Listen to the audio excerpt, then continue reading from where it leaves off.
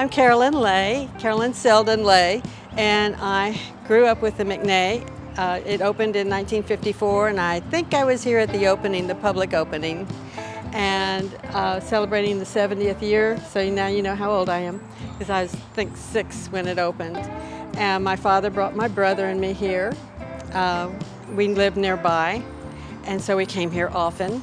My father was very involved with the Friends of the McNay. That was an organization that the original director, John Leeper, formed for the purpose of acquisition. Mrs. McNay did not leave anything in her will for acquiring new art, so in order to expand the collection, John Leeper formed this organization called the Friends of the McNay. And my dad was talking to him in the galleries one day, and John was talking about it, and my father just pulled out his wallet and says, "Well, how much?" And he said, "Oh, $25.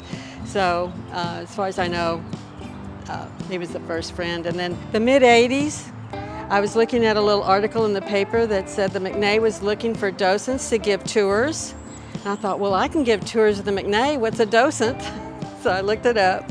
And so I was accepted as a docent in 1984. And there's one other docent and I who have been active touring volunteer docents here at the McNay since 1984. It's a love story. I've loved the McNay all of my life. It's a living, breathing, growing, creative place. Years ago, probably about, 30 years ago or so, they had an auction of her belongings that didn't really go with the collection. She has silver jewelry from the squash blossoms of New Mexico and her Southwest art collection, but her personal jewelry went up for auction. I went to one of the antiques dealers afterwards to say, "Well, what did you get?" And he says, "Oh, not much." And he poured this envelope out on his desk and did like this, and this bracelet came flying over to me. And I don't know if you can see it. It's Petra Dura. It's little chips of stone embedded in slate, little flowers, with Edelweiss charms in between. I said, "Well, how much?" She said, "Oh, again, $25.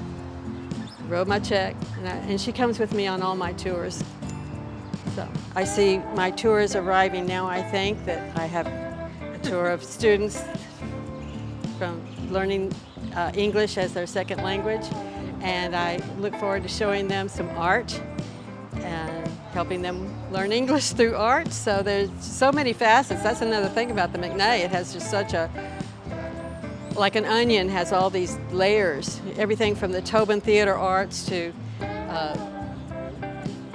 Robert Indiana's love sculpture here.